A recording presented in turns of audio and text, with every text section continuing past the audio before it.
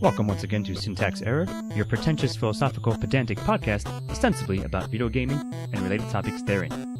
Warning, this podcast contains spoilers, mature content, and language. Viewer discretion is advised.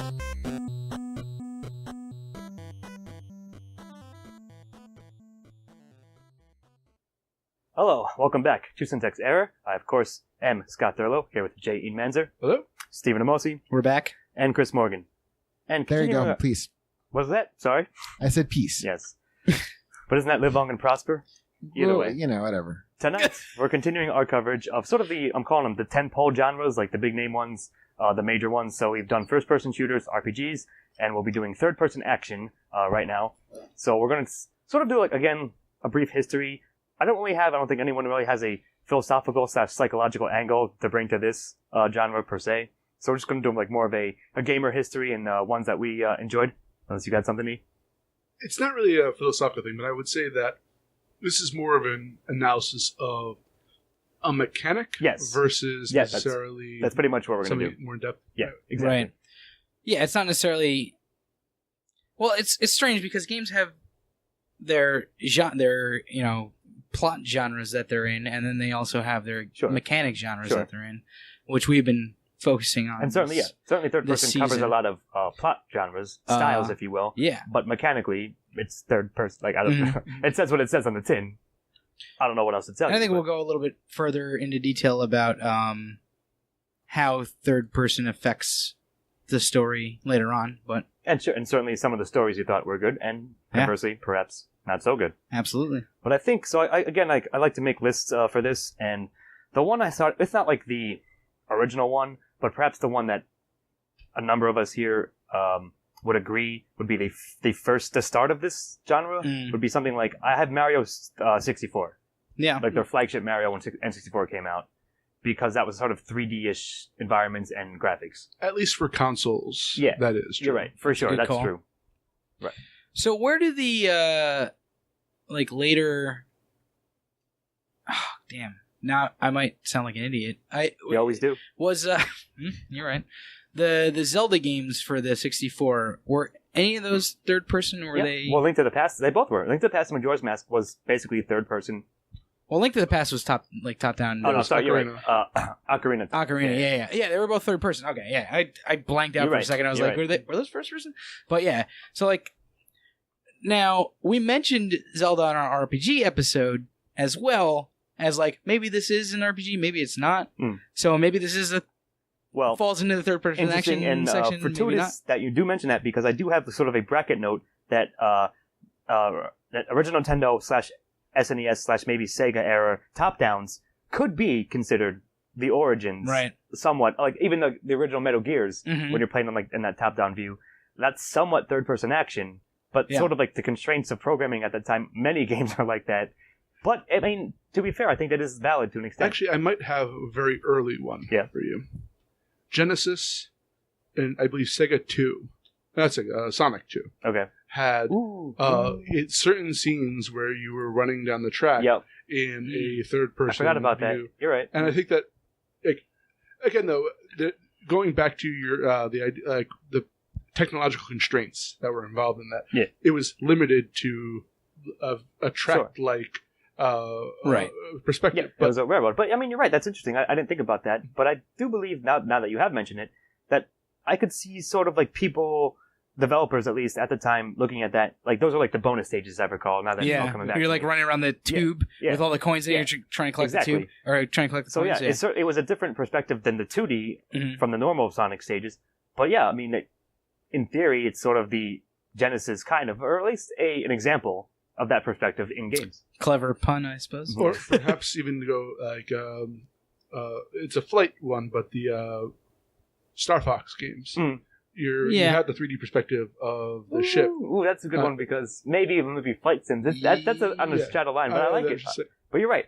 Around that time, I would say like at least definitely Sonic, and my argument is Mario 64. Yeah, what do you got? I mean, flight sim might be a good extra category, but I do agree with Ian that to a certain extent that the Star Fox, I love Star Fox, and I think I thought it was very creative the way they had some of the bosses, especially kind of surreal, kind of Monty Python. Sure, I mean they're like polygonical. But like as somebody who's a fan of flight simulators, I found even for now that Star Fox is a very good example of that. I mean, in terms of if you're gonna look at third person, in terms of like how immersed you can get into it as a character, I'd definitely make an argument for at least tangentially that Star Fox would be a good example of a. I mean, I'll lump it in there. You guys think of it this way: if instead in Star Fox, which actually they did in 64 version again,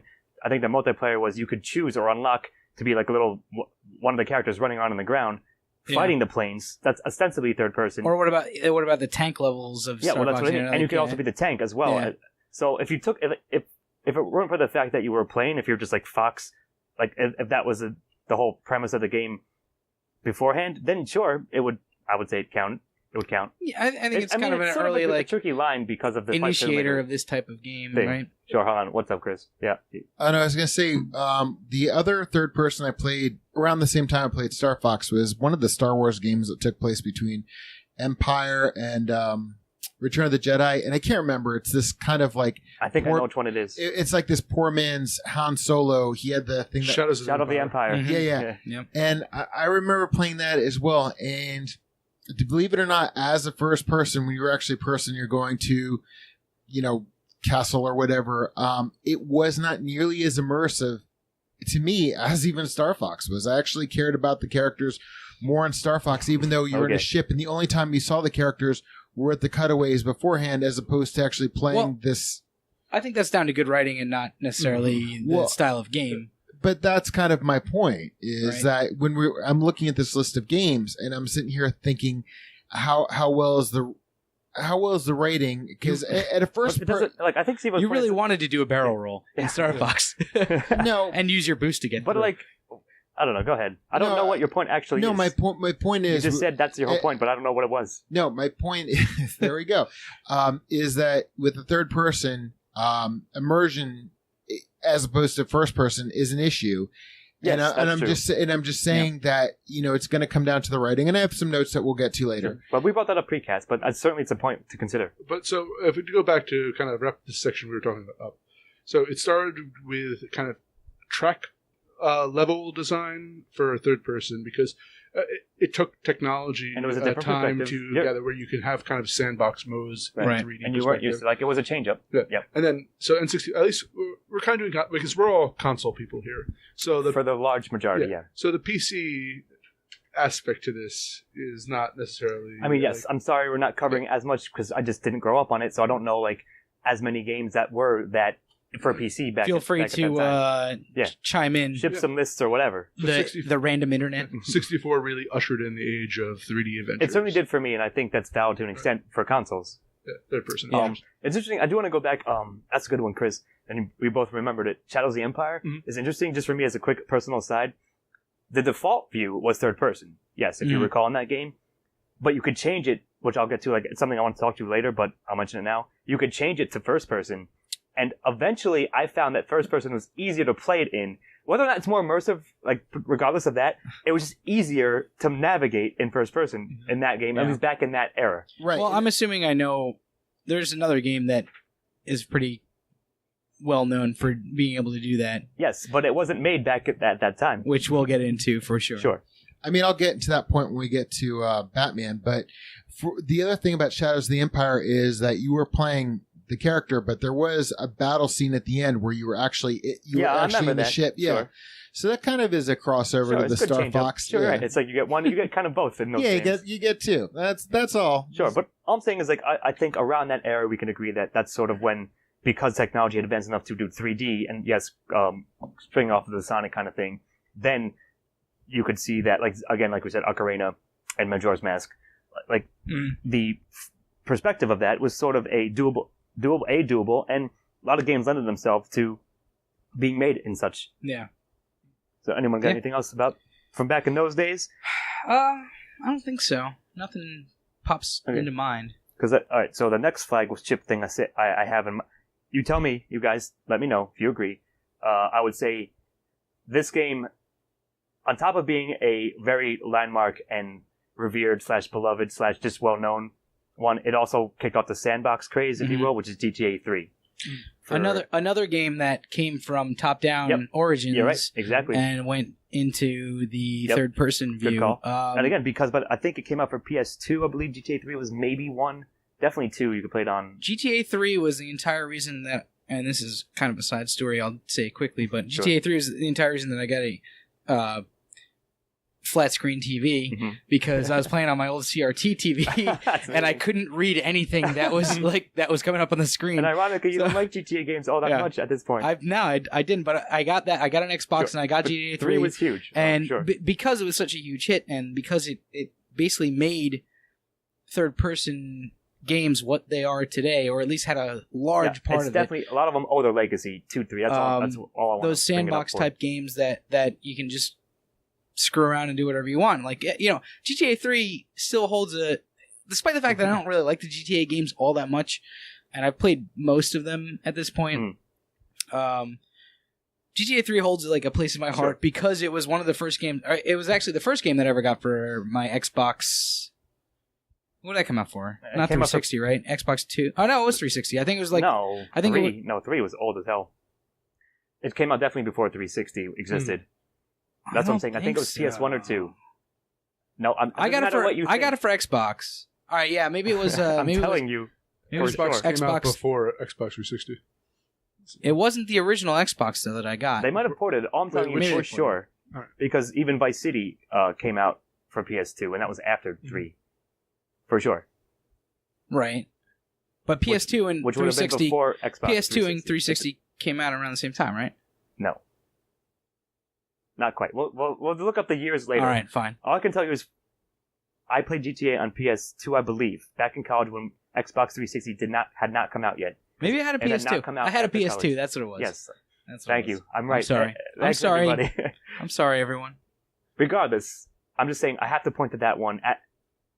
Regardless of whether your memory is faulty about what it came out for, it was a huge one, and almost everybody played it, and it showed you it started the sandbox thing, like I said, but even so, it used the third-person angle in a great way, and it was very fun to play. So I'm going to do kind of an ambush question here. All right, ambush me, bitch. So this... Jeez. All right, Jesse Pinkman. If the GTA series ushered in the modern-day the third-person action-adventure, what would you say the major subgenres are in third person? Good question. I'll get to it. I want to tie it into something I was going to talk about just now. So, nice segue. It all works. I would say, so like I said, GTA and all the clones, if you will, even though I hate the term at this point, are the sandbox style. And then you've got things like, I was going to bring in God of War kind of, but Gears of War also, where it's linear. It's not open world. Right. So within those, the genres, like so you're saying like crime. Well, no, because here's family. the thing: is Gears of War and I'm not even talking about narrative aspects. I'm talking about mechanics within mechanics. Right. So Gears of War is a good one, but it's the cover-based combat. Yeah, that's what I'm saying. Right. Gears of War, I think, obviously started that. Gears of War was the big, cover-based game that really started that. Even I can never remember this Uncharted series. Yes, that's cover-based combat as well. So, like, you had the shooter and cover-based combat. 2nd and 3 were, you're right, yeah. And these things, you can have sandbox without having necessarily a GTA style sandbox too. For sure. So I'm just no, I like it, but now that you mention that, it does make me think of this. Or here's what happened, as I recall, which I believe is correct. So there was no cover shooting in GTA 3 or Vice City. Gears of War came out maybe roughly late Xbox, early Xbox 360, somewhere around there. And yeah, it was like based around cover shooting. Like that cover shooter became almost its own subgenre of third-person action games. Whereas, and then afterwards, other GTAs, they had a cover system. Yeah. So you like if you cover became huge, especially for third-person stuff. Yeah, and Uncharted also had a cover system, as you were saying, which I believe, like I don't know if this is true, but it seems to me it has to be somewhere related to the popularity of Gears of War, and at least at the time. Nowadays, I think cover shooters have maybe dropped off a bit. Like, I can't name any others aside from GOW itself, like the franchise that uses it. Metal Gear. And that's what I was going to bring up for PS1, 2 era. Yeah, you're right. All the Metal Gear Solid games. They did, because I don't know that for sure offhand. Third-person action, and or top-down beforehand. To some extent, they've all been stealth games. So to some extent, they're all based on stealth cover. Is a good one.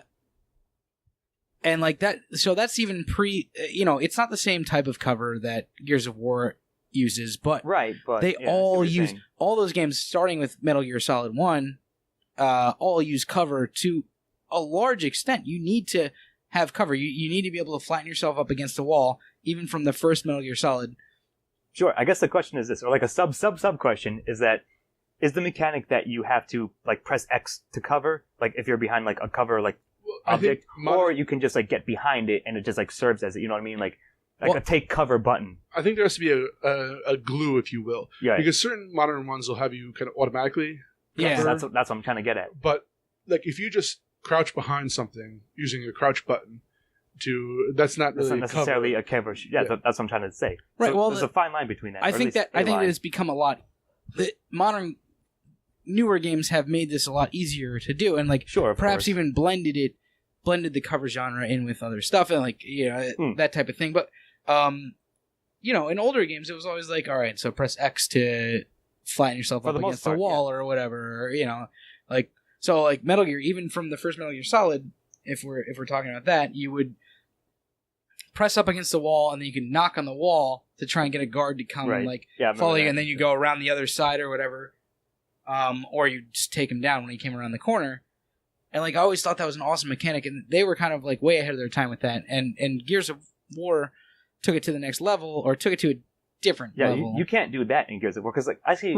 Before you go on, I think that's a good also subdivision. But if we're talking about cover systems, we're talking about like arcade games from the 90s. You know, you got the pedal games where you like press a pedal to go. I get what you're saying. Though.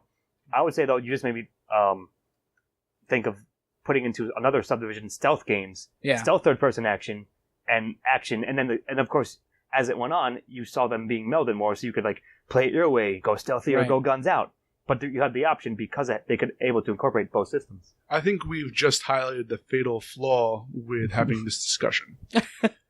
We could talk about it forever. But the thing is, you can keep going down the rabbit hole, and emerge from it and realize that there are more rabbit holes to go down too. I think that it's such a broad mechanic. It is very, very broad. That is absolutely you have true. RPGs with there's complex fighting systems. I think you can subdivide this specific thing enough that we can have we can have an entire podcast about cover systems in a way. Yeah, we almost did. Perhaps someday we'll cover that. We'll cover that later, if you will.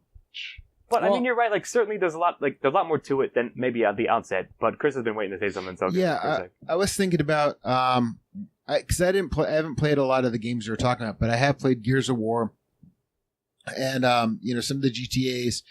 And one of the things about Gears of War that impressed me, and more so Gears of War 2, is with what I was saying before about third-person shooters.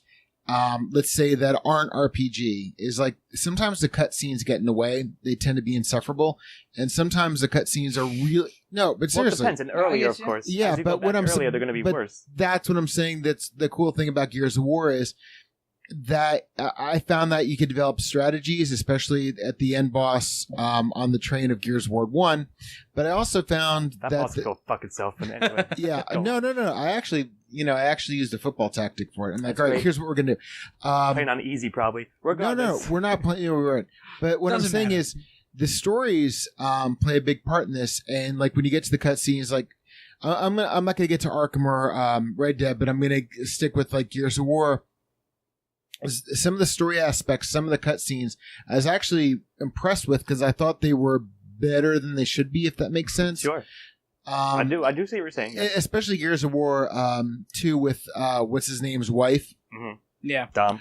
Yeah, Dom's wife. I find that like for like shooter games, especially third person shooters, you have a tendency sometimes they have a tendency to focus on the gameplay, not so much as the story. And I have to applaud games like that actually do give you a good story. Sure, I agree. The interim. Well, like you're right. Again, we can subdivide it even more and more so. But I just wanted to bring up some of the highlights. So I would say Gears of War 2 is probably my personal favorite as well because the story was quite well done. If you're investing in the characters, then you cared about the story, and it was quite well integrated.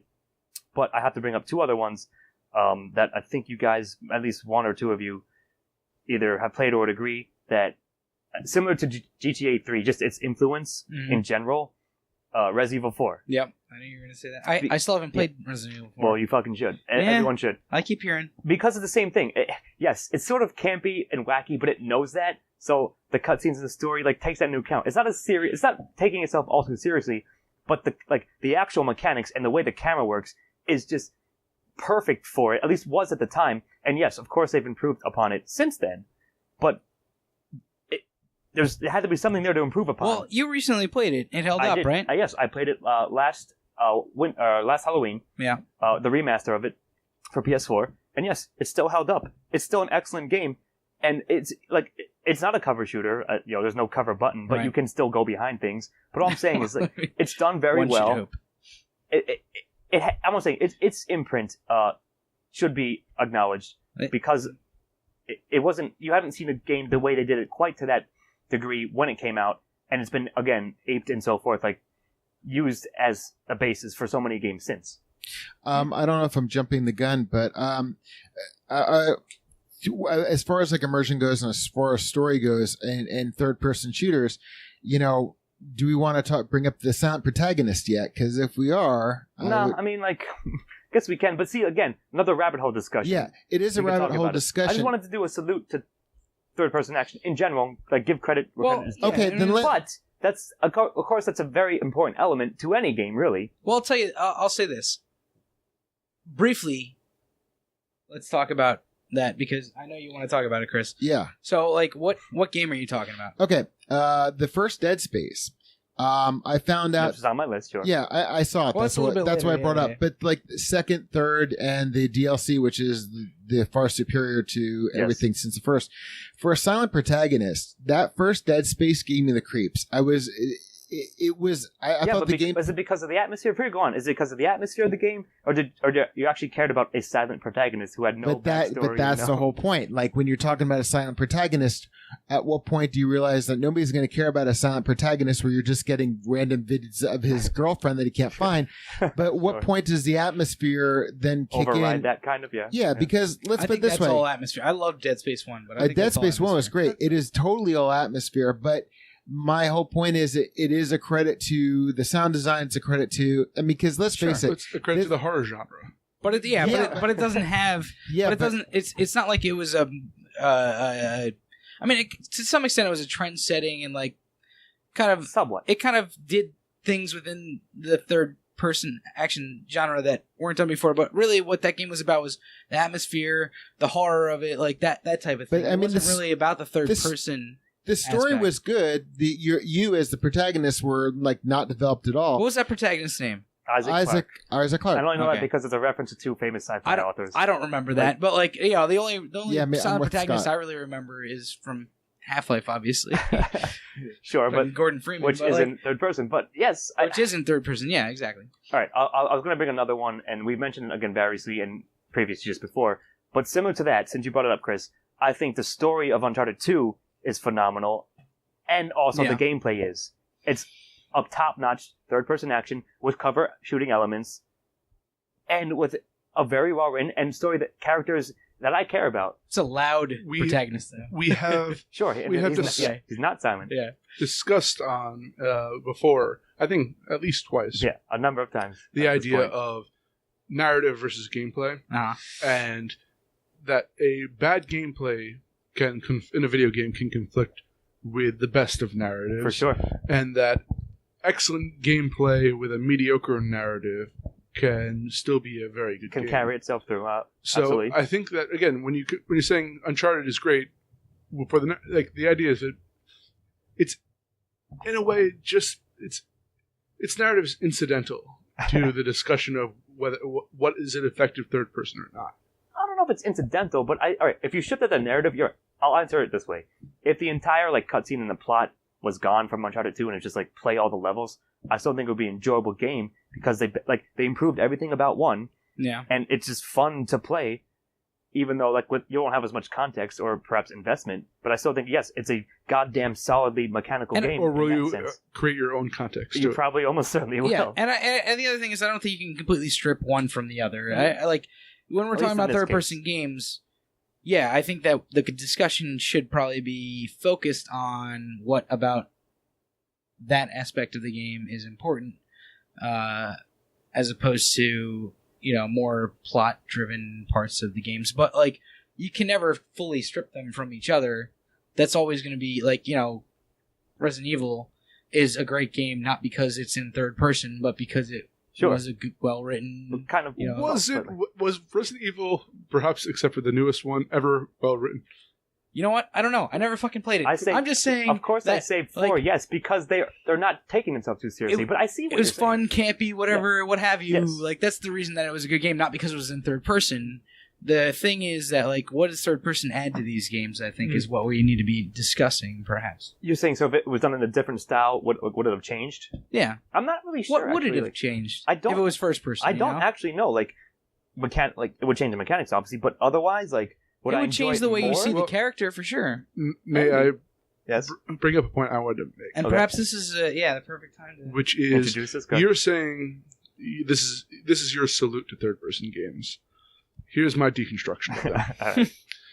I remember you speaking at length about Resident Evil 4 because you love the idea of the aim mechanic that it added to its to the game. Yes. That prior and that is something that is a hindrance when not done well in third person. That first person generally third person first person generally has a weird look of like a gun just jutting out of you. But aiming in first person is very easy. Yes, in third person is very difficult for sure. Yeah. At least was. That's why I think they added a laser. Yes, that's basically what it was. That was it. Or an aim assist, which they've done in a number of other third persons. But it had to add an element in order for a third person to work as a shooter versus FP. Also, I would say that third person can suffer at times in. Like, for instance, I'm going to use Skyrim as an example here, or let's say some of the earlier Bethesda games, where in first person, you see yourself with a sword swinging at a creature, but in third person, it kind of looks awkward. Yeah, it's very stealthy. I agree with that. And I think, unfortunately, that is, like, or even in like Fallout style, it's there is a detriment to third person, and that that is a consideration that has to go in when developing third person, how to do combat to make it fluid and look accurate. I would say I think some of that's been corrected at this point. Yeah. Like when you see a third person game right now, it doesn't look as terrible. Yeah, but you still have to put that consideration in. I agree with that. Sure. I'll speak about it in a second. Chris would like to. Well, to Ian's point, with the Bethesda games, I used to do third person outside, first person inside. And I found out with the Bethesda games, keeping it in first person was probably my choice. But the point I was actually going to get to was that games like Arkham, like the Batman games, you could not have in first person and have the same effect. And I agree with you that, when you're considering how you're going to construct your game, what fighting is going to be is has to be a major consideration, because if it's just a shooter and you're not doing any melee or anything, a third person would definitely be the way to go. I actually agree with you, and this is a great point, that the Batman Arkham games, or at least I only played the first one, it was all about chaining combos.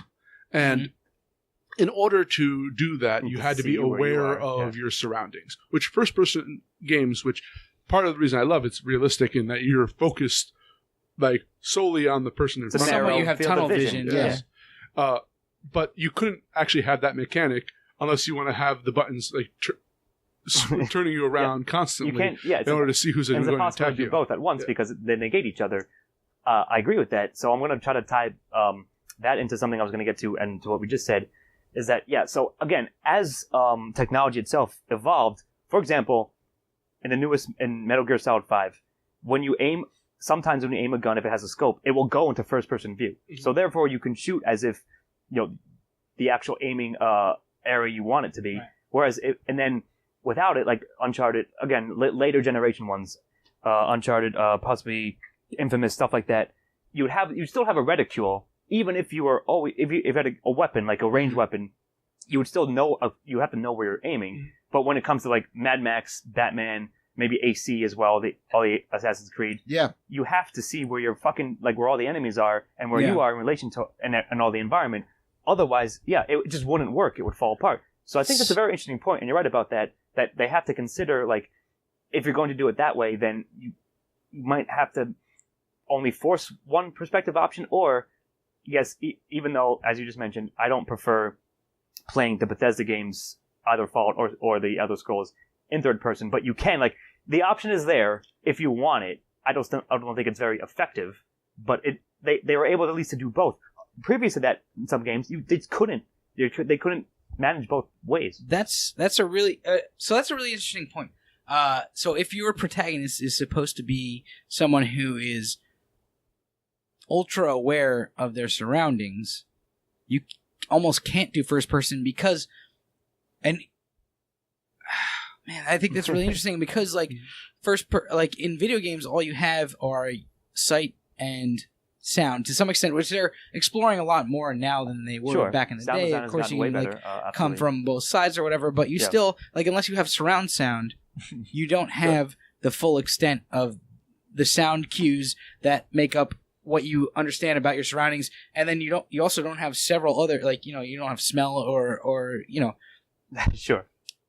I guess feel isn't really one of them, but, like, it's interesting if your character is supposed to be really aware of what's going on around him, you almost have to do third person because you have to do everything in a visual way, like a pull-out view. Yes, you have to make this character aware of everything in a visual way of all the things that that they're supposed to be taking advantage of via all their senses, which is really a cool way to look at it. Well, I'm going to actually give a shout out to the PC folks listening. Thief series for back in the day, it was one of the first stealth games, and had to be in third person for that very reason.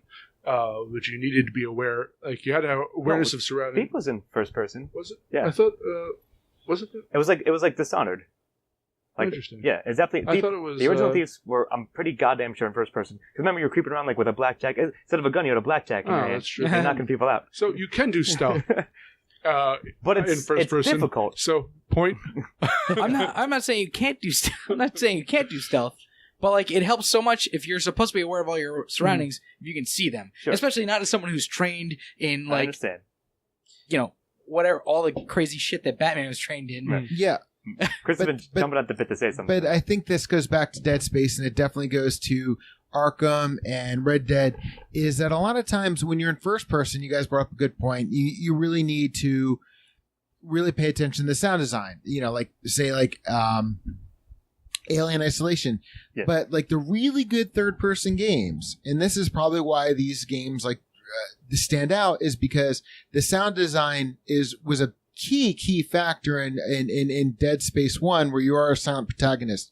In Red Dead, in Arkham, I mean, being aware, even though you're in third person, you've got more of a view. And, sometimes I notice with third person shooters, they get lazy with the sound design. And I think what really makes part of a third person shooter really special is when they really grasp the sound design. Because I played, like, some of these games before we got our new TV that's got a better sound, and afterwards. And even when I was playing on our older TV, the fact that I did notice that I could hear different perspectives on things, even though I could see most of the board, so to speak.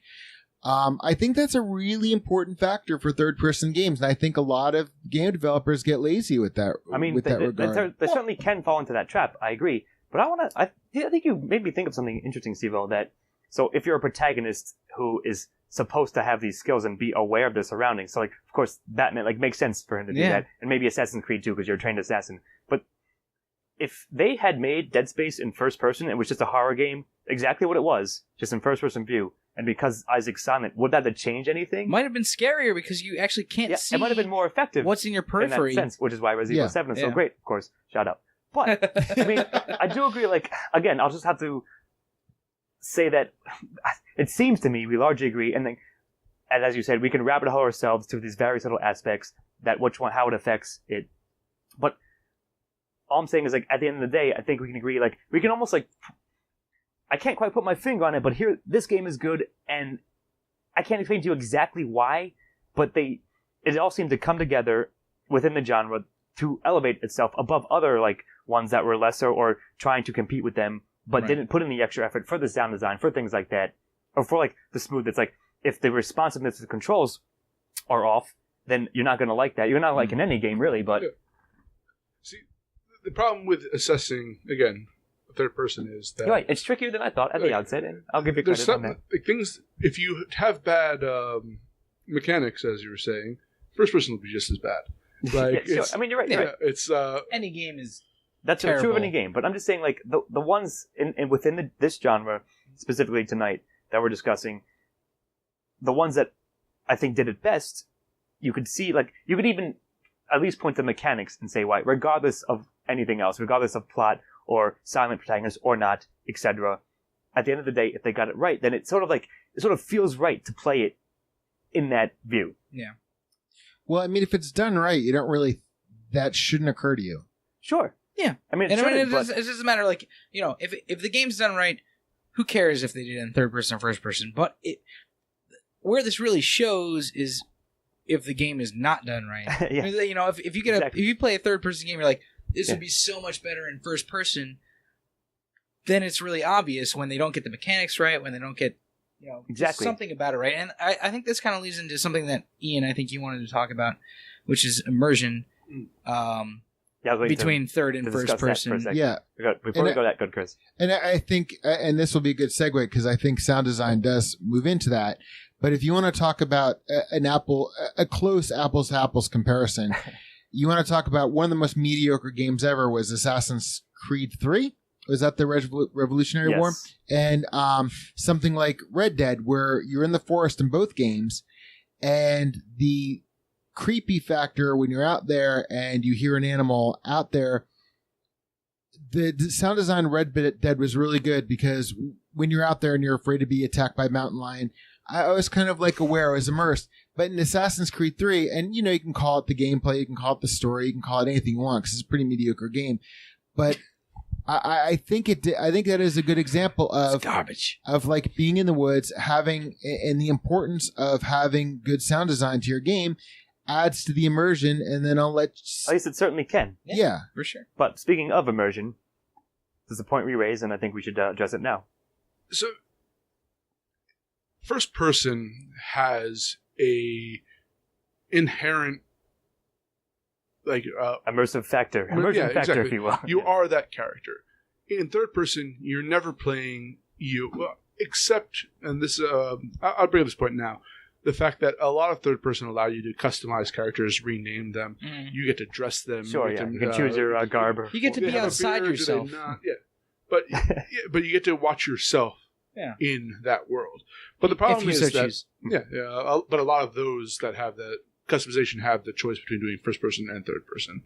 At least more and more often, yes, they will. Sure. But the thing is that because it's third person, it has more of a task to capture your immersion. Agreed. And I think that it's harder for them to keep it, yes, for sure. Yeah, that's why I would say that narrative is more important to a third-person game than it is necessarily to a first-person game. I would say it probably, I almost certainly agree, it would carry more weight because you have to sort of make up for the gap that immersion leaves when you're doing it in third person. Because if you're just looking at the back of someone for 200 hours or whatever. No, I'm just dodge rolling as Nathan Drake for 20 times.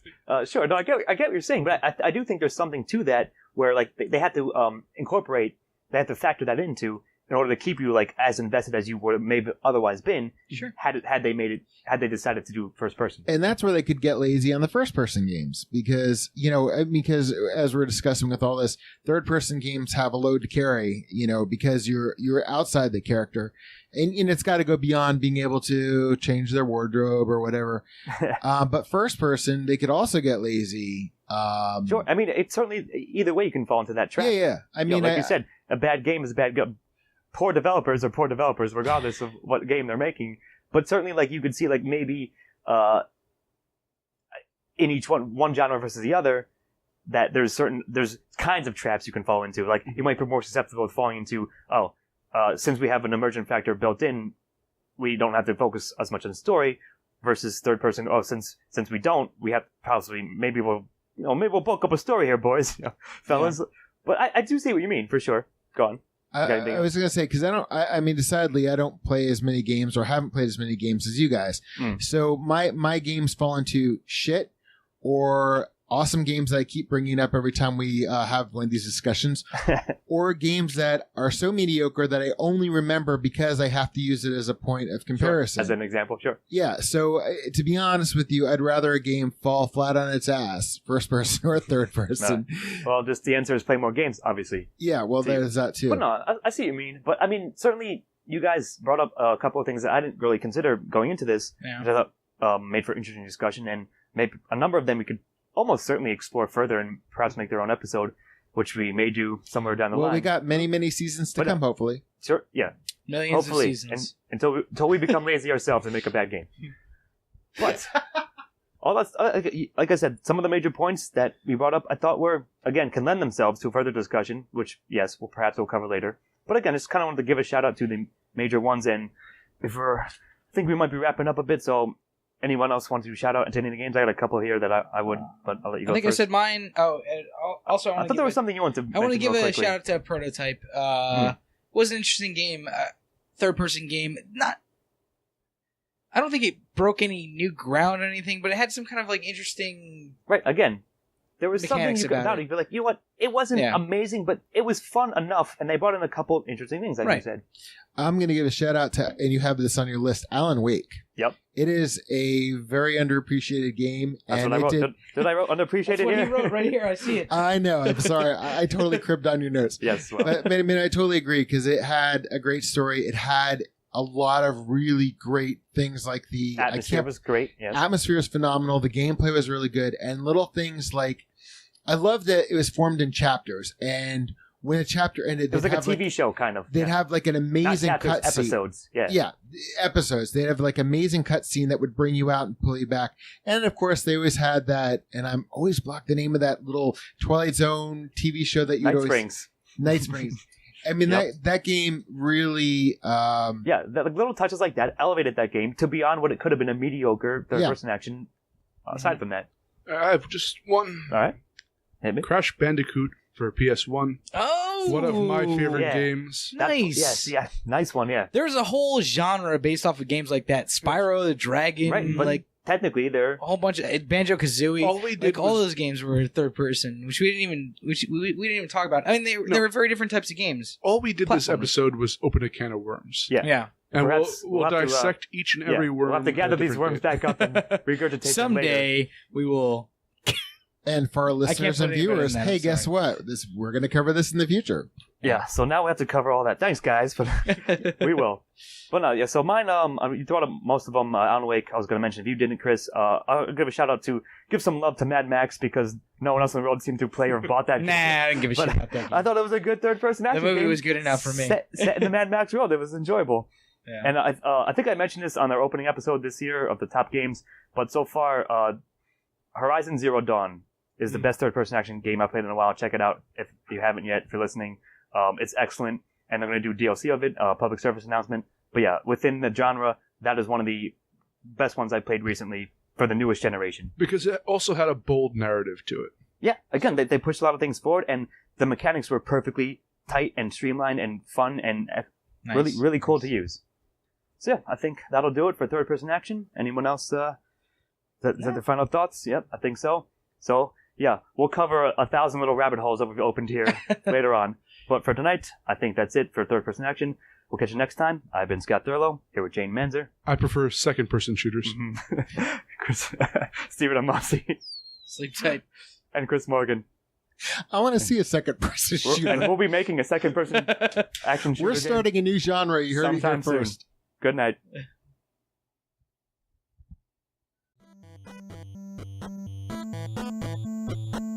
Editing and engineering by